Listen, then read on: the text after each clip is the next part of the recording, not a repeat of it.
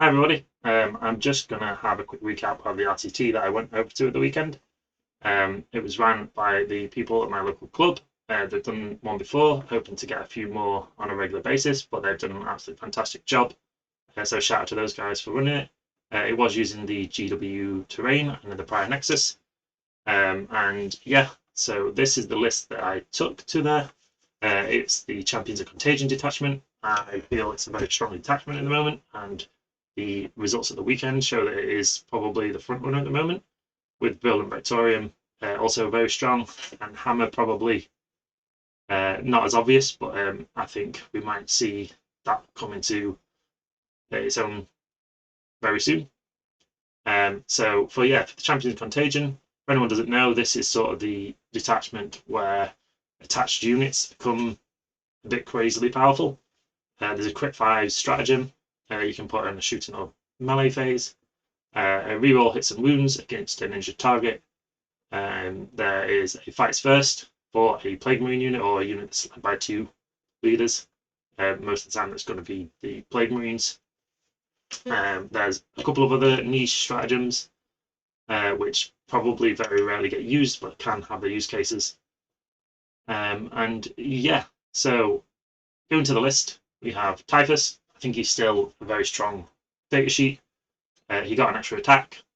His mortals are still incredibly useful as a utility piece, whether you want to crack a hard 2-up for a monster or a vehicle. Dropping X amount of mortals, as long as you don't roll the 1, is a really great way of sort of shoring up any shooting or into the tough target. We have the Lord of Contagion, which we all know is a bit of a beat stick, joined into the Death Shroud unit with 6-inch deep striking, gives them sustained and lance. You can drop in at 6 inches for a grenade, which is also very useful for combining with the mortals to weaken a target, and especially useful because the reroll hit and wounds against something really powerful. If you want to do the full wombo combo, the Lord of Contagion does have the grenades keyword, so you can drop down within 6, use the grenades, pop crit 5s, pop hit reroll hits and wounds. It's a 4 CP combo, but that should put a lot of damage out onto something. Then we've got the Lord of Virulence, which is the other Terminator character. He combines really, really well with the heavy blight launchers for blimp drones. I think if you're running 3 drones, you probably need to put him in your list just because he really ramps up the reliability of those 3 drones. I think without the Lord of Virulence, those drones become a bit casino cannon-y. D6+2 is absolutely fantastic if you keep on rolling 4 or above.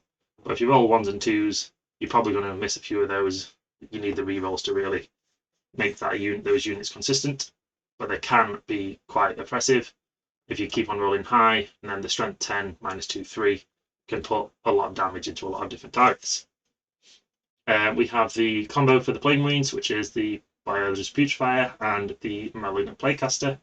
So Biop gives lethals and crit 5s, and the Plaguecaster gives sustained against an afflicted target. Here they will join the Plague Marines, and there you've got 2 Blight Launchers, which obviously still combo with the Lord of Virulence if you need that. You have the option of 2 special weapons. I took Melter for this. I know a lot of people like the Plasma. I just like the extra utility of, I'm potentially shooting something really tough. Maybe if I get lucky and roll 5-ups with the Melters, that becomes a lot less of an issue. We've got 2 Plague Spewers, and then the 3 heavy plague weapons. I think there is a flex there. You can take 4 heavy plague weapons and drop one of the shooter guns if you really need to. The champion has a plasma gun and a heavy power fist or whatever it is. It's not a heavy plague weapon because it's on 3s. But yeah, so that unit becomes a real good utility piece. It shoots real hard. It's always got crit 5s. It's most of the time got sustained lethal. So you're not using CP on them, other than most likely Overwatch. It's a really good Overwatch unit because of the Flamers, and because any 6s will most likely be sustained lethal as well. And the Plaguecaster's torrent weapon is just fantastic, even against most targets as well. We have the 2 Death Shroud units, which the Lord of Contagion always goes in 1, and then the Lord of Virulence or Typhus flex into the other, depending on what I will need. The Lord of Virulence is pretty good at dropping down, pointing, and doing an action. And same with Typhus, he can still drop down to his mortals and do an action. So it's really what's the best character to be on his own. Typhus can go in the Poxwalkers with the stratagem to rejoin. I would never start Typhus with the Poxwalkers, but there is the option to join him to the Poxwalkers for a CP. And I've not done that in the tournament, but I have done it with 20 Poxwalkers, which is quite funny if you infiltrate them 9 inches away and then make a charge of 4 inches, as long as you don't roll a 3. So the Poxwalkers are fantastic. I think there should probably be 3 in every list. 1 just to screen home, and then the other 2 you can decide how you want to play with them.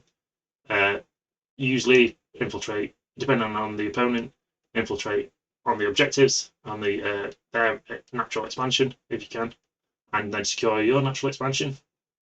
Or you can put them in a very aggressive position so that if they have a weak melee output, you can charge the Poxwalkers into their weak melee and then take the -1 to hit and push forward and sort of get a move block on the go that also does -1 to hit if they go within 3 of those, which is quite useful, and I did use in my second round.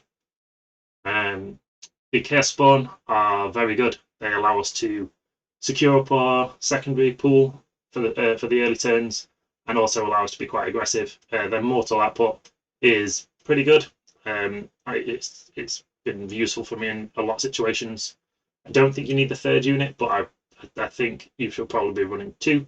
Obviously, it depends on the rest of your list, but for me, the 3 Poxwalker units and the Spawn are my scorers and my annoying trading chaff that allows me to spread Contagion deep, and then the Death Shrouds come down, the Plague Marines get into shooting and combat, and it really starts to pile up. The Land Raider, obviously I've taken this, checked the GW layouts that we're going to be using before, and yes, it is viable. There's a couple of spots that it can go that's reasonably safe and allows me to push either against their natural expansion or straight through to the middle, which is fantastic.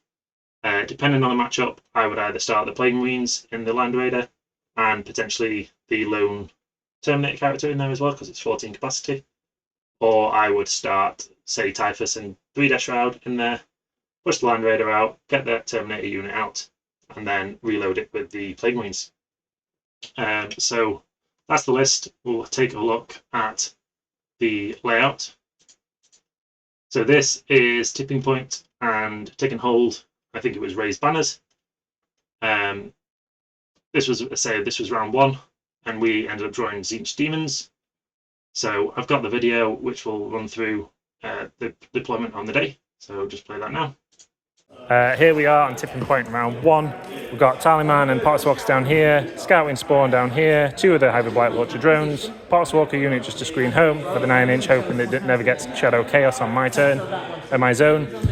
Spawn here to be aggressive and do area denial if I need to. He's getting low knock from the Plague Marines just there. Land Raider's just chilling in this corner with some infiltrating Poxwalkers. We've got a matchup against Tzeentch Demons with Kairos, Lord of Change, and Be'lakor, and then lots of quick scoring units with the Screamers, and then the annoying ones with the Horrors. So we're going to see who gets first turn and go. So, as I say, they're sort of deployed in a place where I can push out and be aggressive if I got first turn. If I needed to, the Spawn in the middle would move the 6-inch scout and be an annoying for area denial, so that they won't be able to score an easy 5 points on that. Same with the Poxwalkers that are infiltrating at the top. The Land Raider could fit onto the right side, be able to push up and not realistically be shot by anything first turn. Demons don't have a lot of shooting outside of the big guys, so it was reasonably safe there to just push up, control the right side of the board, and allow me to take on the natural expanse. And then on the left side, we had the Tallyman and the Poxwalkers and the Spawn. They would be able to score me anything that I needed to do if it was going to be securing a man's land or containment or assets or anything like that. So I had the chaff that I needed on one side to be able to do containment and secure no man's land or extend battle lines or whatever it is needed. So yeah, pretty happy with that. So if we go on to turn 1, Right, so we've moved up here, everything's shoved out as far as it can, got a few advanced rolls. The spawn ended up going around and trying to do the horrors, but they just didn't really do much, only 3 wounds because of the 4th invuln. Everything else is kind of pushed out to stage. We've got this here. The drones are ready to attack.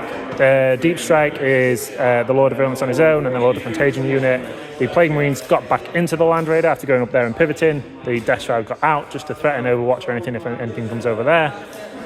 We drew extend battle lines and bring it down. We actually got rid of bring it down because I didn't want to make them not come out. And then we got secure no man's land. So secure, extend, happy days. So what happens on his turn? He ends up bringing Be'lakor down. He's pushing and heal off the spawn that are on the my natural expanse here. He brings the screamers down. I think he gets engaged on all fronts, so we go through it, and if he makes the charge into the blood drone down here, the screamers will score him that, along with his 2 deployment sides, and he pushes out with, as I say, Be'lakor, ends up charging into the spawn. He gets a bit unlucky with the rolls, but the -1 to hit. Plague ends up doing a bit of damage to his roll in there, and the T7, so I think he's hitting on 3s, winning on 3s. And that meant that I think 1 or 2 spawn ended up living, or he decided to only attack 1 of the spawn, which left the other one alive because there was 2 units there. And he does make the charge into the drone, so he ends up stopping the primary on that expanse from me. I don't have anything on the middle at this point, so it's just going to be the scoring for the top right, and then the home objective. Obviously taking hold, score 1 to score 2 to score 3. So we'll move on to my turn 2. So turn 2, we've pushed a little bit. We've managed to kill Be'lakor here with all the shooting, the bloat drones, and the re-roll hits and everything. The shooting from the Plague Marines and a grenade, and the Land Raider managed to take him down. Lord of Contagion with his unit went in against Kairos. I popped crit 5s and re-roll hits and wounds. Got a lot of damage through, just roll hard and save, so he's still alive on 7 wounds. We've pushed out up here. He's scoring turn 2, but hopefully we can get the Demon Prince to them next turn and just hold that off. We're controlling the board quite well, so he's not going to be able to get the Shadow of Chaos over anywhere. But yeah, we'll see what he's got. Defend Stronghold and extend battle lines, so see what he gets. As we were saying there, Be'lakor got all the shooting against him. That was the main aim of this sort of turn. Lined up the blood drones and everything I could, dropped the Lord of Violence down so he could point and get all those rerolls we mentioned earlier. The Land Raider was able to just draw a line of sight onto it if I did need that, and whatever Plague Marines could. We were going to be outside of 12, but the Blight Launchers and the Plasma Gun were able to see it. So all the shooting from that took him down. He did end up exploding, which was quite fortuitous for us. I think we also threw a grenade there with the Lord of Contagion, just to get a few more mortals on there as well. So because he exploded, he was just within range of Kairos, who ended up taking a couple of wounds. And because of that and the way that the stratagem for the hit rerolls work, you can only get hit rerolls and wound rerolls with a 2 CP, if the unit is already injured. So because of that, we were able to spend the full 3 CP and get the crit 5s and hit rerolls of wounds into Kairos. We did get a lot of wounds through. I think the Lord of Contagion ended up doing 9 wounds, and then he had 12 saves to make from the rest of the DST. And I think he made 9 of those saves or something with the 4-ups. So Kairos did live on 7 wounds, or something like that. And then it was his turn to counteract.